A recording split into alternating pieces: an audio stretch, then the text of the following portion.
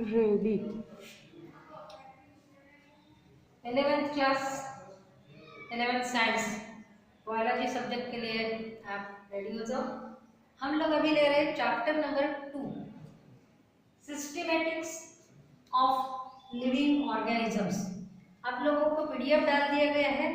इसके पहले वाला जो टॉपिक है वो सब कट है सिलेबस में से, इसलिए हम लोग यहाँ से स्टार्ट कर रहे हैं। आप अपने बुक में भी देखना, नोमेनक्लेचर हेडिंग के पहले वाले सब पार्ट को लाइन खींच लेना है, लेकिन पेंसिल से खींचिए और नोमेनक्लेचर से लेके आगे का पार्ट हमारे सिलेबस में हम लोग 11th में जैसी जरूरत है वैसे पढ़ाएंगे। इंपॉर्टेंट पूरा चैप्टर पढ़ाने की जरूरत नहीं, इसलिए आप ध्यान दीजिएगा। Nomenclature means the art of naming the objects is in fact a science called nomenclature. nomenclature नाम देना, भाषा करना, लेकिन नाम किसी चीज को देते वक्त उसके कैरेक्टर से हम लोगों को ध्यान रखना है, क्योंकि उनके कैरेक्टर के बेस पर अगर नाम दिया गया तो उसकी आइडेंटिफाई करने के लिए आसान हो जाएगा और उसके कैरेक्टर समझ में आएंगे, उसको पहचानने में आसान होगा, उसकी इम्पोर्टेंस समझ में आएंगे। तो इस तरह से एक तरह की ये क्या बोले आर्ट मतलब कला है और क्या है साइंस है। मतलब नाम देना कला है क्योंकि हमको प्रॉपर आइडेंटिफिकेशन करके उसको पहचानना पड़ेगा, और नाम देना है तो उनके प्रॉपर नॉलेज रखना पड़ेगा कि उनके कैरेक्टर्स का इम्पोर्टेंस क्या है। इस तरह से नाम दिया जाता है। तो लिविंग ऑर्गेनिजम्स को भी वैसे नाम दिया जाता है क्योंकि उसके बेस पर उनको पहचान में आने के लिए आसान होता है और उनका रिलेशंस बाकी लोगों, जैसे देखो आप लोगों का सरनेम, आपका सरनेम बताता है कि आपका कौन सी फैमिली से रिलेशन है, बराबर। और इस तरह से हम लोग हमारे चचेरे और ममेरे पहचान लेते हैं। फिर हमारे सगे पापा के नाम से सगे भाई बहन कौन है, राइट। अपने दादाजी के नाम से चचेरे भाई कौन है, पहचानते। इस तरह से नेम और नोमेनक्लेचर का फायदा होता है। तो यहाँ पे प्लांट्स और एनिमल्स के लिए नाम देते हैं, तो नाम देने के जो तरीके थे बदलते गए, क्योंकि पहले वाले सिस्टम में कुछ ड्रॉबैक्स मिले, तो हम लोग इसके बारे में थोड़ा थोड़ा इंट्रोडक्शन करते जाते हैं। वर्नाकुलर नेम, उसको लोकल नेम भी कहा जाता है, उसको कॉमन नेम भी कहा जाता है। कॉमन नेम जो कॉमनली बोला जाता है, लेकिन उसको कोई स्पेसिफिक ये नहीं है, रीजन नहीं है।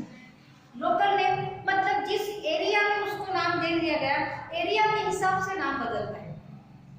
एक ही प्लांट के अलग अलग एरिया में अलग अलग नाम है, बराबर। उस एरिया में जो लैंग्वेज यूज होती होगी उस लैंग्वेज के हिसाब से भी नाम बदल जाते हैं। जैसे अपने महाराष्ट्र में महाराष्ट्रियन लोग वही इसको अलग नाम देते हैं, वही प्लांट्स को हिंदी में अलग बोलते हैं, पंजाबी लोग अलग बोलते हैं। हम लोग साउथ में जाएंगे तो उनकी भाषा में उस प्लांट को नाम अलग रहेगा, राइट। इस तरह से जो लोकल नेम है भाषा के अनुसार, एरिया के अनुसार बदलते जाता है, उसी को बोलते vernacular name. It is not specific.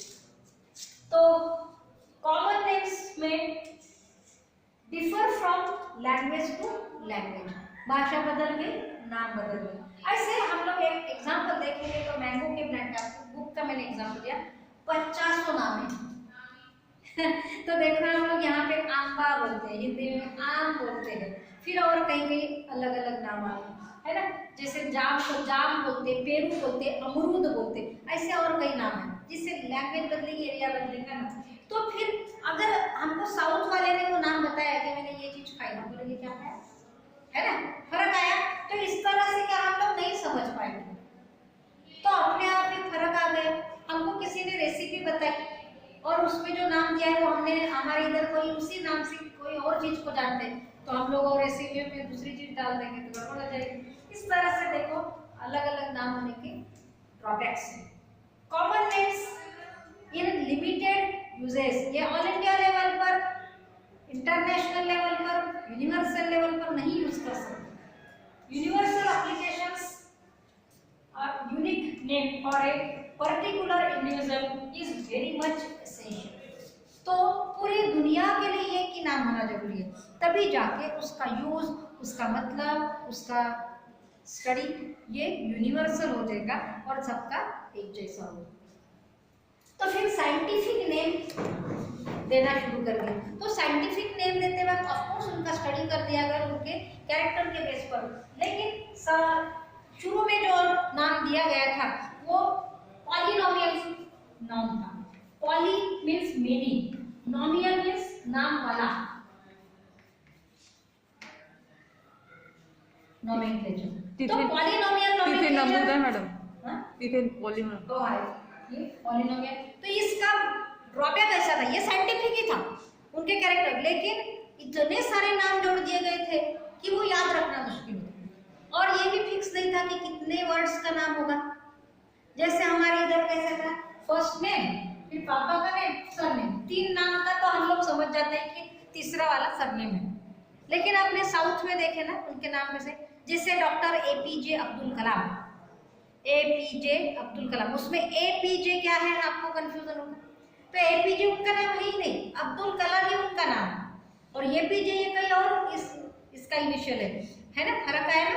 हमारे इधर ये तरह का कंफ्यूजन जो रहता है, क्योंकि जैसे आप लोग देखो कहीं किसी के नाम के पीछे कुमार लगा रहता है, वही अगर कुमार अगर अलग कर दिया तो किसी का सरनेम भी कुमार होता है, विनोद कुमार, संजय कुमार, है ना, ऐसे नाम। तो कुमार चिपक के रहा तो अलग, अलग कर दिया तो अलग, नाम बदल गया। जैसे खान और सरनेम भी खान, नाम के नाम पीछे भी खान।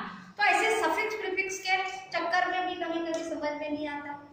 ये इस तरह से जो भी बात है, लेकिन ये जो प्रॉब्लम्स है, तो पॉलिनोमियल नोमेनक्लेचर में क्या होता था, किसी ऑर्गेनिज्म का नाम 5 वर्ड का, तो किसी का 9 वर्ड का, तो यही नहीं याद रखने के लिए मुश्किल हो जाता था कि इसका नाम कंप्लीट हुआ कि नहीं हुआ, कि और कोई वर्ड बचा है।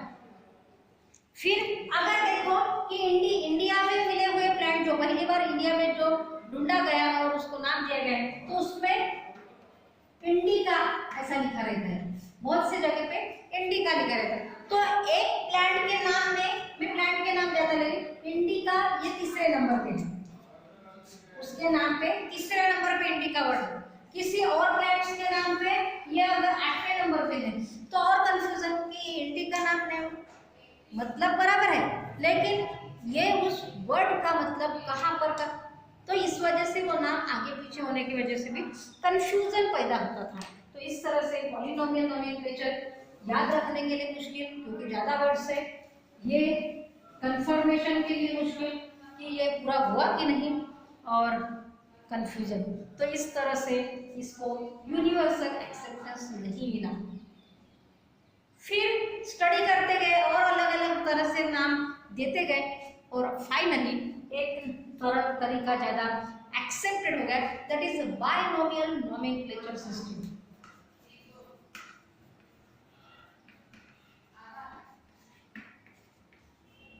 नोमेनक्लेचर का ये, तो हम लोग ये देखो यहाँ पे to overcome difficulties raise by common names, common names की डिफिकल्टीज को दूर करने के लिए साइंटिफिक नेम देना जरूरी है, ये रीजंस हो गए। फिर दीज आर सिस्टमैटिक्स, पद्धतिशील, सिस्टमैटिक पद्धतिशील मींस उसका साइंटिफिक मेथड से सिस्टमैटिक स्टडीज से किया हुआ है। प्रोवाइड मीन्स उसका मतलब, हर वर्ड में मतलब है, तो उस वर्ड में, उनके नाम के वर्ड में अगर मतलब है तो हम लोगों को उससे क्या पता चलता है कि उस इसमें कैरेक्टर क्या है ना।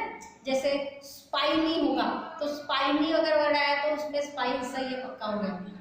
स्वीट वर्ड आ गया तो ये चीज स्वीट है, ये पक्का हो गया, बराबर ना। इस तरह से कुछ मतलब होता है, नहीं तो हम लोग नाम रखते हैं, कुछ भी नाम रखते थे।